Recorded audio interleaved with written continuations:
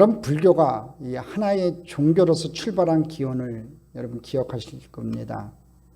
인도의 궁궐 안에서만 자라오던 어린 이 고타마 시타르타 왕자가 어느 날 스승과 함께 백성들이 사는 궁궐 밖으로 나가서 성안을 다니다가 늙은 사람, 병든 사람, 그리고 죽어가는 사람들의 모습을 보면서 인간은 왜 태어나고 왜 늙어야 하고 왜 병들고 왜 죽어야 하는가에 소위 이 생로병사의 문제를 고뇌한 데서 그의 출가가 비롯되었어요.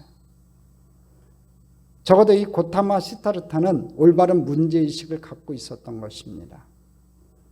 과연 그의 깨달음이 그가 고민하던 문제의 해답이었는가는 또 다른 문제이지만 우리는 적어도 그가 제기한 문제들은 이 세상 모든 사람들 그리고 또 우리 그리스도인들이 동일하게 직면하는 문제임을 공감할 수가 있다는 거지요.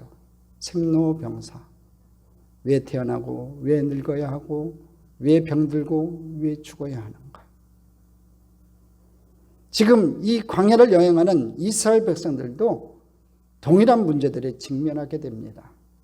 오늘 본문의 상황, 그러니까 이 출애굽 약 40년이 다 돼가는 시점에서 이 모세와 여호수아, 갈렙 정도를 제외하고는요, 이미 출애굽 1세대 대부분은요, 이 광야에서 세상을 떠나게 됩니다.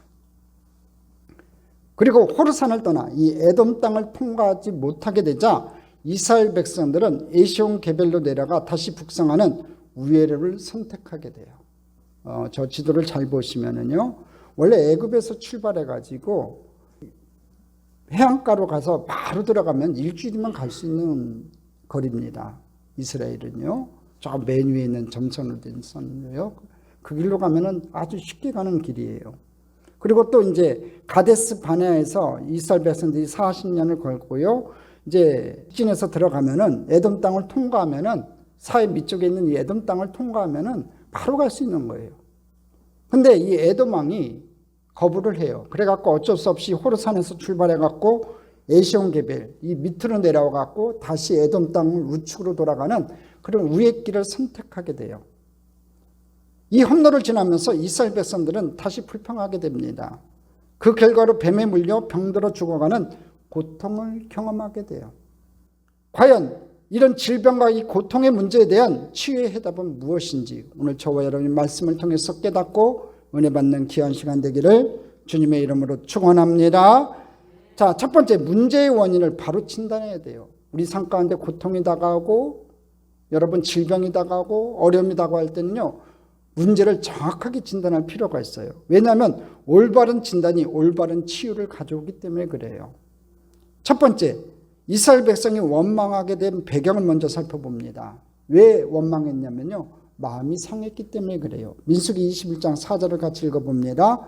백성이 호르산에서 출발하여 홍해길을 따라 에돔 땅을 우회하려 하였다가 길로 말미암아 백성의 마음이 상하니라. 자, 여기 보시면 백성의 마음이 상했다고 되어 있어요. 이 마음이 상했다는 말은요, 마음이 짧아졌다, 이 마음이 좁아졌다는 얘기죠. 이 밴댕이 소갈딱지 같은 마음이 된 거예요. 어려움이 생기니까. 또 조급해졌다, 화가 났다는 말이에요.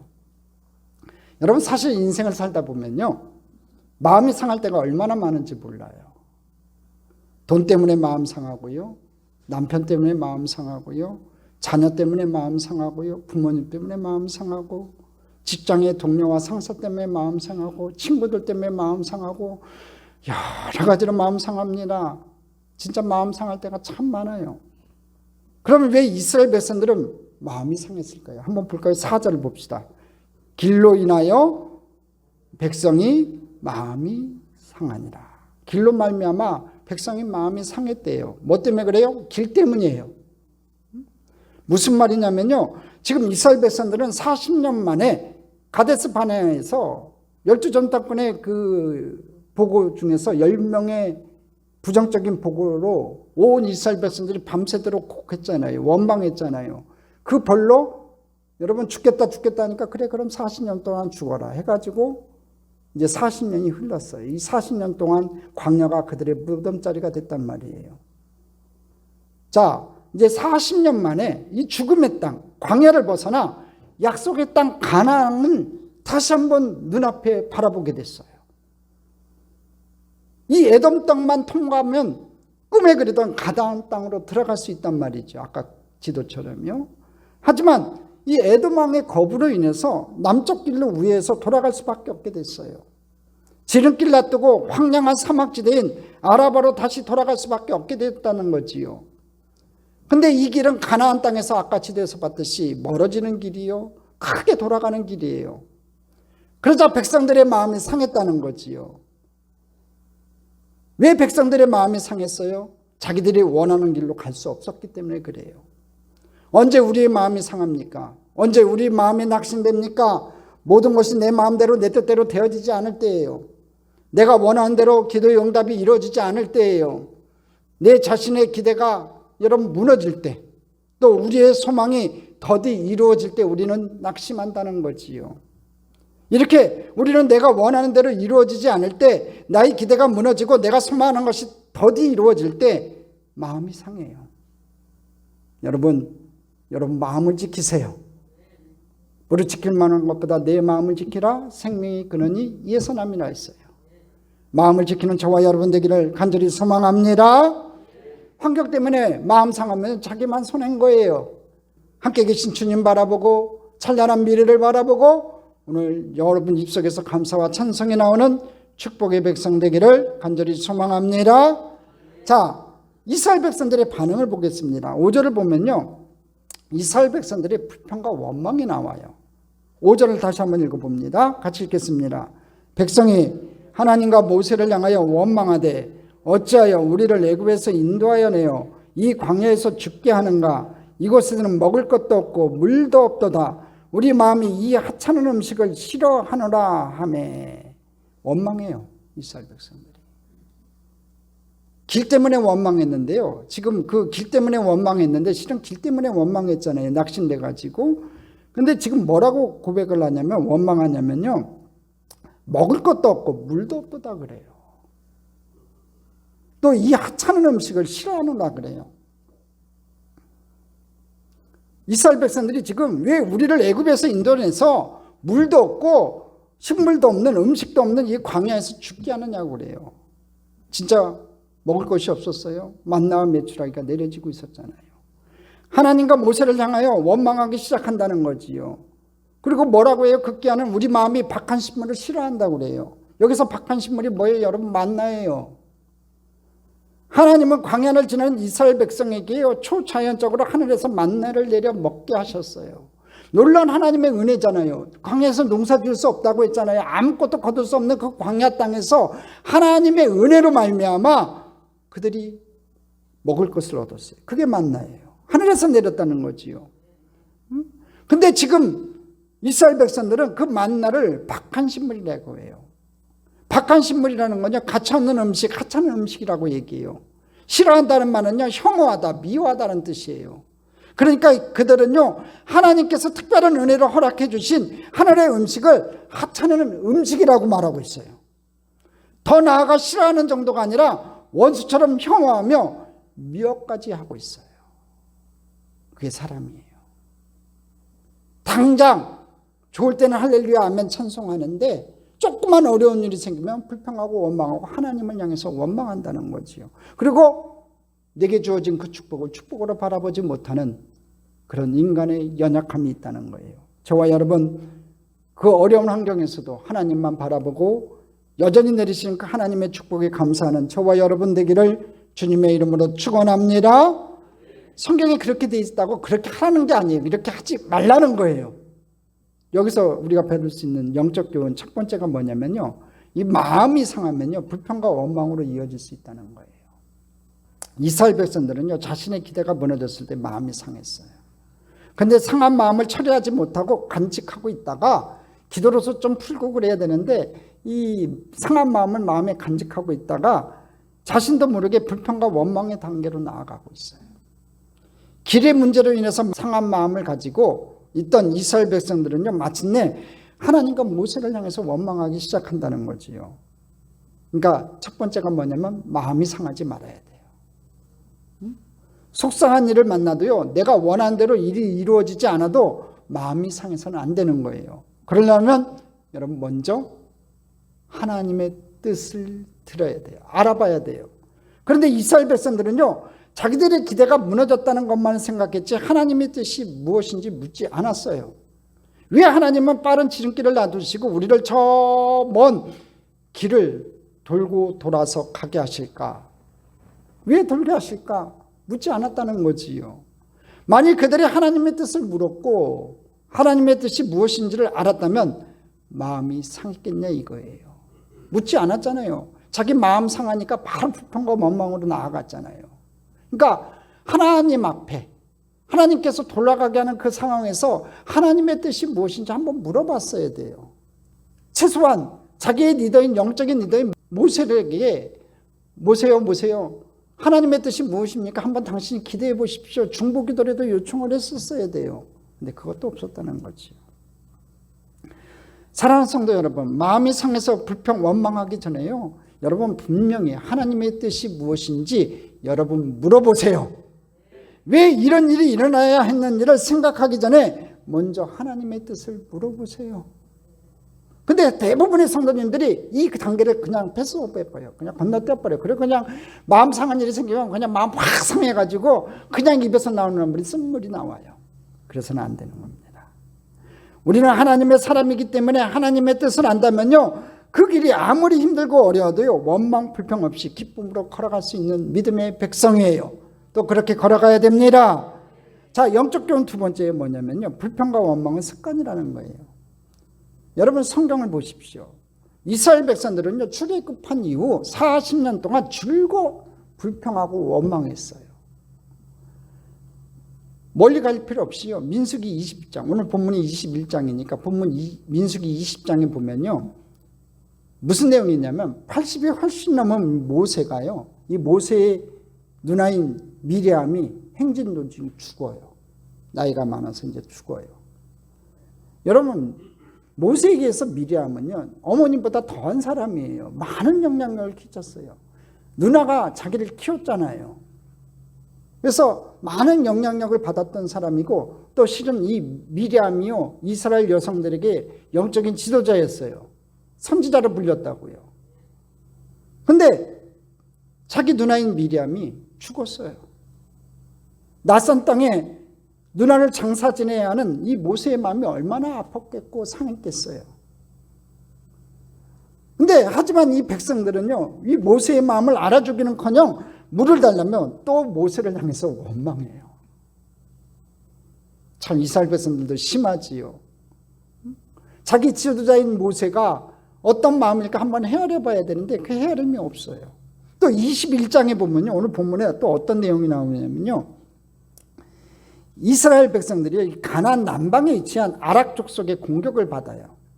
하지만 하나님께서 이 아락 족속을 이스라엘 손에 붙여가지고 아락 족속을 물리치고 승리를 거두게 하세요. 근데 그들은 곧바로 에돔 땅을 우회하여 광야로 가야 하는 현실에 불평하기 시작했어요. 아락 족속을 물리친 승리의 간격은요, 어디론가 사라지고 또다시 불평하는 거예요.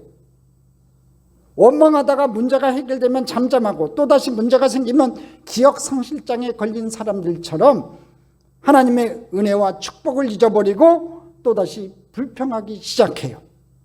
그래요. 한번 불평하면요, 계속 불평하게 돼 있어요. 우리 습관이라는 거지요. 불평하는 사람이 계속 불평한다는 거예요. 여러분, 그래서 이 불평과 원망은 습관이에요. 처음 불평하지 않는 것이 중요해요. 끊어버리는 것이 중요해요. 여러분, 감사가 습관이 되도록 노력하세요. 그냥 욱 나와서 막 뱉지 마시고, 그건 누구나 할 수 있는 거예요. 여러분, 욱 하는 것을 다시 되새김질하셔가지고요, 내뱉는 말이요, 하나님 들으시기에 좋은 말, 감사와 찬송을 하나님 앞에 드리는 저와 여러분이 되기를 주님의 이름으로 축원합니다. 좋은 습관이 인격이에요. 여러분, 좋은 습관, 믿음 안에서 좋은 습관을 가지시기를 주님의 이름으로 축원합니다. 자, 이제 하나님의 징계가 내려져요. 불뱀에 물려요. 여러분 잘 아는 대로. 하나님이 이 불평과 원망을 쏟아놓은 그들을 징계하세요. 심지어는 하나님께서 은혜를 내려주신 만나에 대해서 박한신물이라고 하나님의 은혜를 거부하니까 마침내 하나님은 그들을 징계하셨어요. 어떻게 징계하셨어요? 불뱀에 물려 죽게 하세요. 6절이에요. 같이 한번 읽어봅니다. 야훼께서 불뱀들을 백성 중에 보내어 백성을 물게 하심으로 이스라엘 백성 중에 죽은 자가 많은지라. 이 불뱀은요, 보면 6절을 보면 불뱀이 나와갖고 백성들을 물어갖고 죽은 자가 많다고 돼 있어요. 이 불뱀이 이 광야 지역에서 가는 이 독사 가운데 한 종류예요. 이 불타는 듯한 붉은 반점이 있는 뱀을 말해요. 불뱀은 셰라프, 불태우다라는 동사에서 파생된 명사로 문자적으로는 불붙은 뱀이라는 뜻이에요. 이 뱀에 물리면 강력한 독성으로 인해서 온몸에 높은 열이 생기고 불타는 듯한 고통을 당하며 죽어가요. 이스라엘 백성들은 이 불뱀에 물려 죽어가는 고통을 당하면서 비로소 자신들의 죄를 깨닫고 회개하기 시작해요. 본문에서 이스라엘 백성의 치유가 어떻게 시작되는지를 한번 주목해 보세요. 다 물려 죽어가기 시작했지요. 많은 사람이 또 죽었다고 돼 있어요. 자, 그럼 이스라엘 백성의 치유가 어떻게 시작되는지 우리가 본문을 보고 좀 주목해 볼 필요가 있어요. 7절입니다. 같이 읽어보겠습니다. 백성이 모세에게 이르러 말하되 우리가 야훼와 당신을 향하여 원망함으로 범죄하였사오니 야훼께 기도하여 이 뱀들을 우리에게서 떠나게 하소서. 모세가 백성을 위하여 기도하며. 7절에 보면 우리가 야훼와 당신을 향하여 원망함으로 범죄하였사오니, 여기 우리가 범죄하였사오니, 우리가 범죄했습니다라는 이 고백이 바로 치유의 시작이 됐다는 거지요. 기독교 교리에서는 이것을 회개라고 그래요. 회개. 회개란 돌이킴, 방향의 전환을 얘기해요. 히말티아, 앞으로 가던 것을 되돌이키는 거예요. 근데 왜 회개가 중요해요? 우리를 살리는 길이기 때문에 그래요. 우리가 회개하기 시작할 때 하나님의 말씀이 비로소 보여요. 하나님 말씀이 비로소 들려요. 회개하기 전에는 내 마음이 완고할 때는요, 하나님 말씀이 들려지지 않고요, 주변의 권면도 들려지지 않아요. 근데 하나님 앞에 회개할 때 하나님 말씀이 비로소 보이고 하나님 말씀이 들려져요. 내 상처에 집중하는 것이 아니라 나와 함께 하시는 하나님을 보아야 말씀이 능력이 되는 거예요. 할렐루야. 여러분, 회개가 뭐예요? 세상을 향했던 시야가 되돌아서 저 십자가를 보는 거예요. 저 십자가를 바라봐야 된다는 거죠. 내 상처 나만 바라봤을 때는요, 여러분, 하나님 말씀이 보이지 않고 들려지지 않아요. 근데 나와 함께 하시는 그 하나님 십자가를 바라볼 때 말씀이 능력이 돼요. 할렐루야. 누구도 죄에 대한 자각과 죄로부터의 돌이킴이 없이 구원받을 수 없고 축복받을 수 없어요. 그래서 성경은 우리에게 회개하고 복음을 믿으라고 말하는 거예요. 여러분, 회개합시다. 돌이킵시다. 이스라엘 백성들이 회개했어요. 불뱀에 물리고 죽어가니까 회개했어요. 자, 세 번째로 징계를 받는 우리의 자세예요. 하나님의 처방을 수용해야 돼요. 여러분, 우리가 병원에 가면요, 의사 선생님들은 병을 초래한 잘못된 습관이나 문제를 지적해요. 이것이 바로 진단인 거지요. 진단 다음에 중요한 것은 이제 의사의 처방을 수용하고 따르는 일이에요. 근데 이걸 안 해요. 여러분, 술 많이 먹는 사람들한테 술 끊으라고 얘기하고, 담배 피는 사람한테 담배 끊으라고 얘기하고요, 운동 안 하는 사람한테는 운동하라고 그러고요. 여러분, 여러 가지 처방들을 내려요. 여러 가지 원인이 있거든요. 이 인간의 육신이 정해진 연수가 있고요, 이게 후퇴하게 돼 있어요. 계속해서 이게 노화가 될 수밖에 없어요. 이 노화가 급속하게 이루어지는 원인 중에 하나가 뭐냐면요, 잘못된 습관들인 거예요. 음식을 기름진 걸 먹다든지, 운동을 안 하든지, 술을 좋아한다든지, 담배를 핀다든지, 여러 가지 몸에 안 좋은 것들이 있으니까 그게 몸에 영향을 미치는 거예요. 그러면 그 의사의 진단 따라, 처방 따라 따라야 되는데 잘 따르지 않는다는 거지요. 여러분, 불뱀에 물린 이스라엘 백성을 향한 하나님의 처방이 무엇인지 아세요?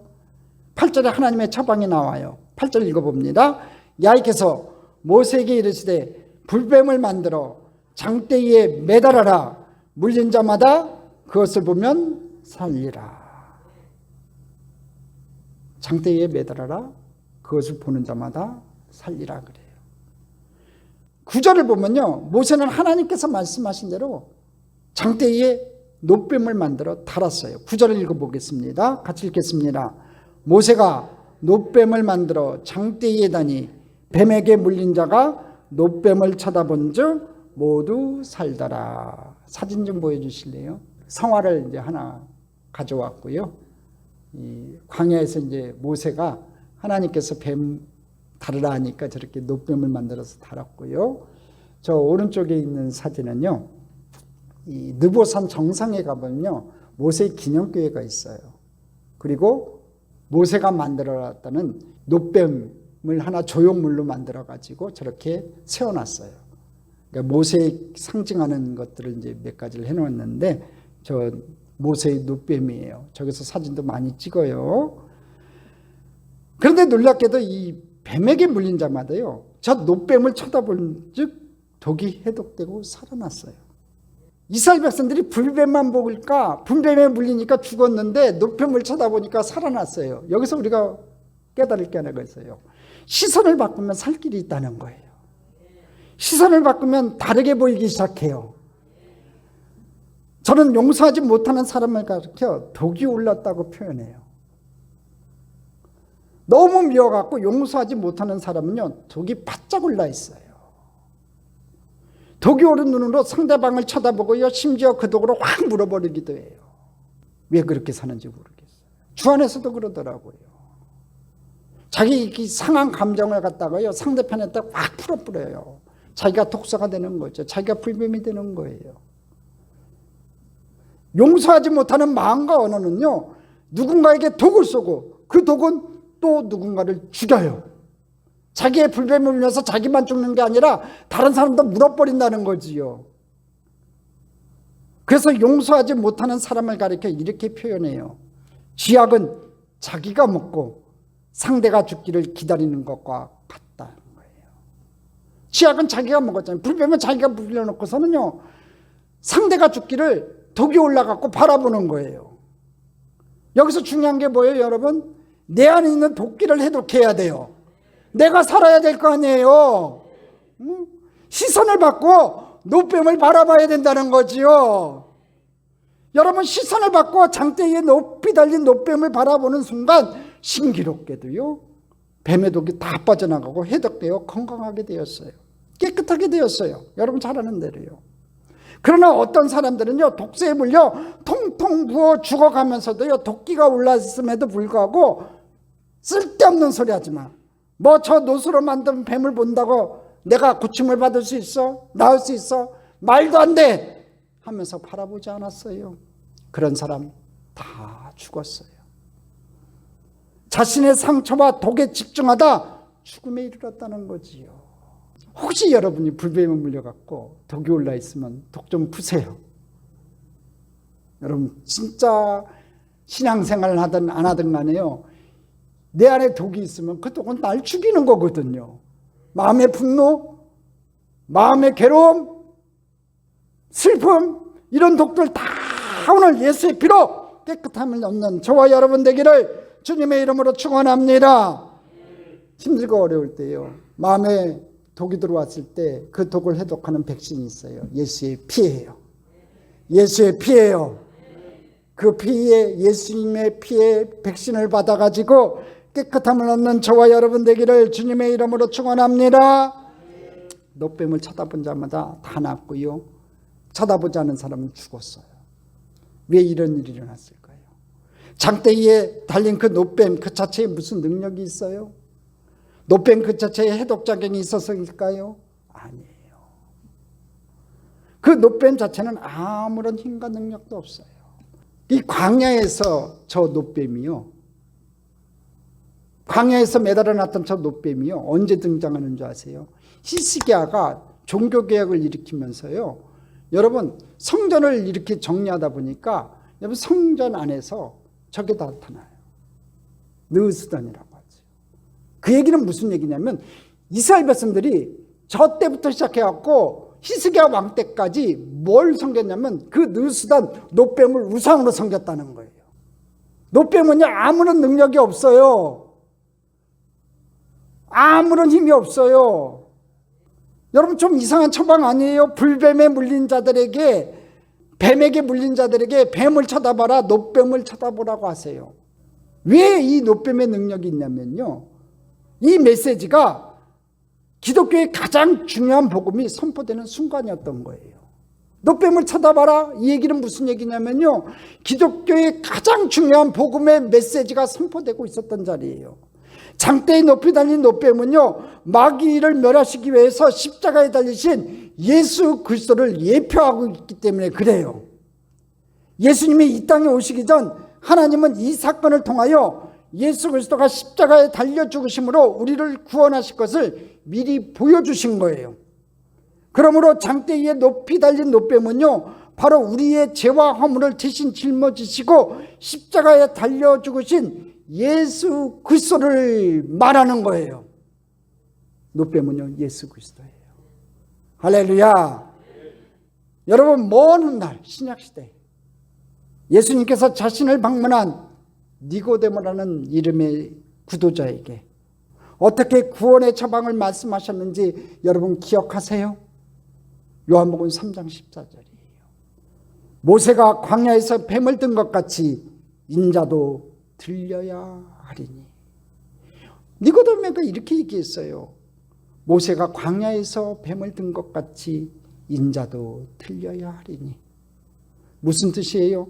불뱀에 물려 죽어가는 이스라엘 백성을 살리기 위해서 장대 위에 놋뱀을 매다시던 하나님께서 죄로 죽어가는 인생을 살리시고자 인자 사람의 아들 되신 예수로 우리 죄를 짊어지시고 죄인 되게 하시사 십자가에 매다시고 그를 바라보는 사람마다 구원을 받게 하신다는 거예요. 할렐루야. 이 기가 막힌 유비를 한번 주목해 보세요. 뱀에 물린 백성을 위해 뱀을 장대에 매다시던 하나님께서 죄를 범한 인류를 위해 예수를 십자가라는 장대에 우리 대신 죄인을 삼으시고 매다신다는 거예요. 그리고 오직 그분을 믿음으로 바라보는 사람마다 치유를 얻으리라고 말씀하고 있는 거예요. 다시 요한복음 14장에 이어지는 15절을 한번 볼까요? 14절에 뭐라고 했어요? 모세가 광야에서 뱀을 든 것 같이 인자도 들려야 하리니. 15절에 뭐라고 얘기합니까? 이는 그를 믿는 자마다 영생을 얻게 하려 하심이니라. 그 다음에 이어지는 3장 16절을 여러분 기억하세요? 우리 같이 한번 읽어봅시다. 하나님이 세상을 이처럼 사랑하사 독생자를 주셨으니 이는 그를 믿는 자마다 멸망하지 않고 영생을 얻게 하려 하심이니라. 14절에 모세가 광야에서 뱀을 든 것 같이 인자도 들려야 하리니. 15절에 이는 그를 믿는 자마다 영생을 얻게 하려 하심이라 말씀하신 다음에 16절에 여러분이 너무나 잘 알고 있는 축복의 말씀이 있어요. 하나님이 세상을 이처럼 사랑하사 독생자를 주셨으니 이는 그를 믿는 자마다 멸망하지 않고 영생을 얻게 하려 하심이라. 여러분, 이 구절을요 이스라엘 백성의 입장에서 적용해서 다시 읽어봅시다. 한번 따라합시다. 하나님이 죄로 말미암아 뱀에 물린 백성을 이처럼 사랑하사 장대 위에 놋뱀을 주셨으니 그 놋뱀을 믿음으로 바라보는 자마다 새삼을 얻으리라. 할렐루야. 이 말씀이 이렇게 적용될 수 있어요. 다시 본문 구절을 한번 볼까요? 모세가 놋뱀을 만들어 장대 위에 다니 뱀에게 물린 자가 놋뱀을 쳐다본 즉 모두 살리라. 할렐루야. 이것이 바로 좋은 소식 복음이에요. 죄인을 위한 하나님의 처방이라는 거지요. 이 처방을 믿음으로 수용한 것이 바로 구원이요 새 삶의 시작이요 진정한 치유의 순간이었다는 겁니다. 여러분, 아담의 후손으로 태어난 저와 여러분요 모든 인류는요 뱀에게 물린 자들이에요. 그래서 죽음의 독을 가지고 태어나요. 독사에게 물렸다고 해서 바로 죽지 않는 것처럼 이 땅의 모든 사람들도요 지금 당장 죽지는 않아요. 그러나 언젠가는 독사의 독으로 인해서 죽는 것처럼 우리 인간들도요 언젠가는 죽게 되어 있어요. 그러므로 오늘 이 세상을 살아가는 자는 살아있으나 살아있는 자들이 아니에요. 온몸에는 죽음의 독이 퍼져 있다는 거예요. 육의 눈에는 보이지 않지만 영의 눈으로 보면요 모든 인간은 지금 뱀의 독으로 말미암아 온몸에 붉은 반점이 나 있고 온몸은 통통 부어올라 있어요. 그러나 사는 길이 있습니다. 독사에게 물렸지만 사는 길이 있습니다. 뱀에게 물려 불이 타는 듯한 고열 가운데 있지만 사는 길이 있어요. 그것은 장대에 높이 달린 십자가 예수 그리스도를 바라보는 겁니다. 골고다 언덕 십자가에 높이 달리신 예수 그리스도를 바라봐야 돼요. 예수 그리스도를 바라보기만 하면 뱀의 모든 독으로부터 해독이 돼요. 자유함을 얻어요. 깨끗함을 얻어요. 취함을 얻어요. 불뱀에 물린 자들이 창대 위에 달린 노뱀을 바라보므로 살았던 것처럼 누구든지 십자가에 달린 예수를 바라보기만 하면 구원을 받고 치료받고 영생을 얻어요. 그와 같은 축복을 받는 저와 여러분 되기를 주님의 이름으로 축원합니다. 자, 마지막 네 번째로, 그럼 왜 십자가를 바라보면 구원을 받냐 이거지요. 왜 십자가를 바라보면 구원을 받냐 이거예요. 첫 번째, 약속의 말씀 때문에 그래요. 우리 8절을 한번 읽어보겠습니다. 야훼께서 모세에게 이르시되 불뱀을 만들어 장대 위에 매달아라. 물린 자마다 그것을 보면 살리라. 물린 자마다 그것을 보면 살리라라고 약속하셨어요. 그리고 이스라엘 백성들은 그 약속의 말씀을 믿고 믿음으로 장대 위에 달린 노뱀을 바라봤다는 거지요. 약속의 말씀을 믿고 장대 위에 달린 노뱀을 바라봤어요. 누구만 살았어요? 9절 하반절에 이렇게 나와요. 뱀에게 물린 자가 노뱀을 쳐다본 즉 모두 살더라. 노뱀을 쳐다본 자는 모두 살았어요. 장대에 노뱀을 쳐다본 모든 사람들이 살았다는 거지요. 노뱀을 바라봤기 때문에 산 것이 아니라요, 그것을 보면 살리라는 그 약속의 말씀을 믿었기 때문에 그래요. 하나님 말씀에 생명이 있어요. 그 말씀을 믿는 저와 여러분 됐으면 좋겠습니다.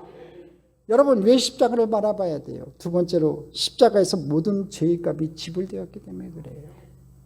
성경을 보면요, 이 세상에 위인은 없느냐, 한 사람도 없다고 그래요. 다 죄인이라는 거지요. 아담의 후손으로 태어난 모든 인간은요, 한 사람도 예외 없이 모두 죄인이에요. 그런 자기 아이덴티티, 정체성이 있어요. 나는 죄인이라는 정체성이 있어야 돼요. 우리는 정말 용서받을 수 없는 완벽한 죄인이에요. 몸으로 말하면요, 머리서부터 발끝까지 온몸이 썩어져가는 문둥병자와 같은 존재예요. 그런데 예수님은 시간과 공간을 초월해서 2000년 전 우리의 모든 죄와 허물을 대신 짊어지시고 십자가에 의해서 못 박혀 죽으심으로 우리의 죄값을 완벽하게 치르셨어요. 다 청산하셨어요. 하나님은 거룩하시고 위로우신 분이기에 반드시 죄에 대해서 심판하세요. 어떤 죄도 그냥 넘어가시는 법이 없어요. 반드시 죄는 죄값을 치러야만 사함을 받을 수 있어요. 그런데 그 죄값을 누가 치르셨냐 이거예요. 우리가 치러야 되는데 예수님이 치르셨다는 거예요. 바로 하나님의 아들 예수 그리스도가 나의 죄를 대신 짊어지시고 나의 죄값을 대신 치르셨다는 거지요. 죄값은 사망이기에 주님은 십자가 위에서 아버지로부터 버림을 당하는 영적인 죽음을 당했어요. 영혼이 육체를 떠나는 육체의 죽음도 당하셨어요. 죄에는 반드시 형벌이 있는데 주님은 그 죄의 형벌인 수치와 목마름에 고통을 당하셨어요. 그래요. 나의 손으로 지은 죄 때문에 예수님의 손에 대못이 박히셨고요. 나의 발로 지은 죄 때문에 예수님의 발에 대못이 박히셨고요. 나의 머리로 지은 죄 때문에 가시 면류관을 쓰셨어요. 그리고 예수님은 다 이루었다고 말씀하신 다음 돌아가셨어요. 다 이루었다. 테텔레스타이, 값을 지불했다. 값을 완불했다. 다 이루었다예요. 그러므로 누구든지 십자가를 바라보기만 하면 구원을 받아요. 치료를 받아요. 영생을 얻어요. 진정한 하나님의 아들 예수 그리스도가 바로 당신의 죄를 대신해서 십자가에 달려 죽으셨다는 사실을 여러분 믿으셔야 돼요. 여러분 믿으세요? 여러분 믿으세요? 십자가 사건이 오늘 여러분의 사건으로 경험되고 있어요? 그 십자가 사건이 여러분의 마음속에 믿어지세요? 다 이루었다는 그 음성이 여러분을 향한 음성인 걸 믿으세요? 그 믿음이 저와 여러분에게 생기기를 주님의 이름으로 축원합니다. 유럽에 화가가 있었어요. 그 화가는요, 교회 출석만 하는 출석교인이었어요. 교회를 다니고 있었지만요, 구원에 감격이 없었어요. 그런데 어느 날 갑자기 십자가상의 그리스도를 그리고 싶었어요. 그리고 아무런 간장 없이 또 십자가상의 예수를 그리기 시작해요. 어느 날 산속을 여행하다가 어린 소녀 집시를 만나요. 그리고 그 소녀를 자기 집으로 데리고 와서 자기가 그리는 그림을 구경하도록 해요. 십자가에 달려 고통당하는 그리스도의 모습을 보고 그 소녀가 이렇게 말해요.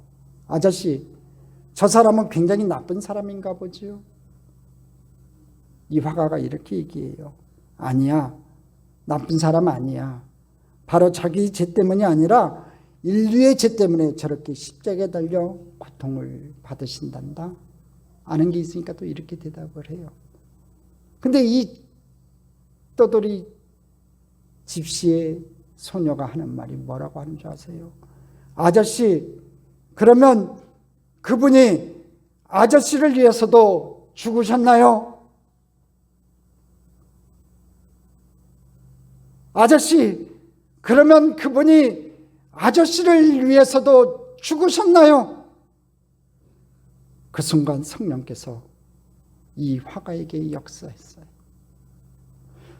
수없이 들어왔던 메시지였지만 그 순간 예수님의 죽으심이 나를 위해 죽으셨다는 것이 사실로 믿어지기 시작했어요.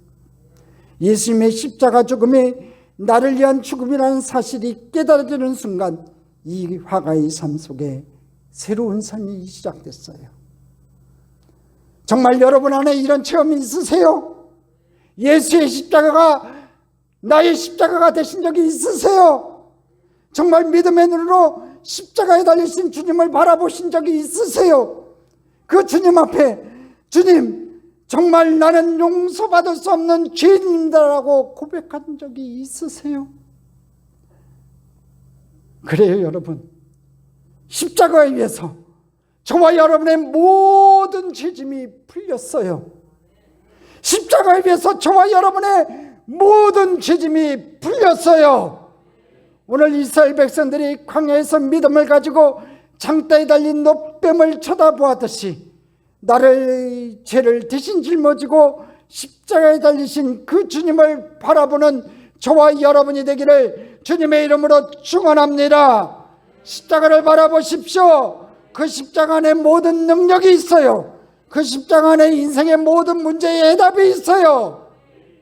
그 십자가를 바라보는 저와 여러분 됐으면 좋겠습니다.